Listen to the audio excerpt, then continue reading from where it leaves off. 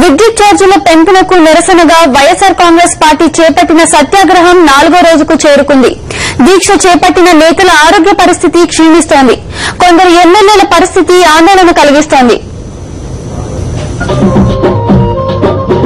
విద్యుత్ ఛార్జీల పెంపునకు నిరసనగా వైఎస్సార్ కాంగ్రెస్ పార్టీ చేపట్టిన కరెంటు సత్యాగ్రహం నిరవధిక నిరాహార దీక్ష 4వ రోజుకు చేరింది.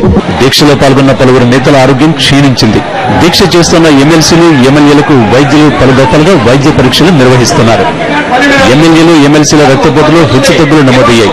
మరికొందరి రక్తంలో షుగర్ లెవెల్స్ ఆందోళనకర స్థాయికి పడిపోయాయని వైద్యులు చెబుతున్నారు. వారికి వెంటనే వైద్య సహాయం అందించాల్సిన అవసరం ఉందని వైద్యులు తెలపడంతో రాష్ట్ర వ్యాప్తంగా ఆందోళన మొదలైంది.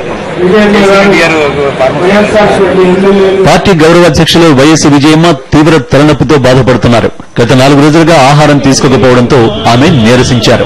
వైఎస్ఆర్సీపీ శాసనసభాపక్ష ఉపనేత శోభనాగిరెడ్డి, తానేటి వనిత షుగర్ లెవెల్స్ బాగా పడిపోయాయి. వారిద్దరి రక్తంలో చక్కెర పరిమాణం 56 mgగా నమోదైంది.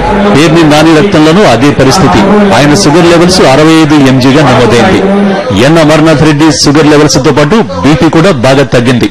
షుగర్ స్థాయిలు పడిపోయిన వారిలో ఎమ్మెల్సీ ఆదిరెడ్డి అప్పారావు, ఎమ్మెల్యేలు బాలినేని శ్రీనివాసరెడ్డి, గొల్ల బాబురావు, సుజయకృష్ణ రంగారావు, పేర్ని నాని, పిన్నెల్లి రామకృష్ణారెడ్డి, గొట్టిపట్టి రవికుమార్, జోగి రమేష్ ఉన్నారు.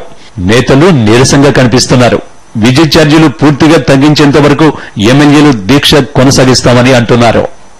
బ్యూరో రిపోర్ట్, సాక్షి న్యూస్, హైదరాబాద్.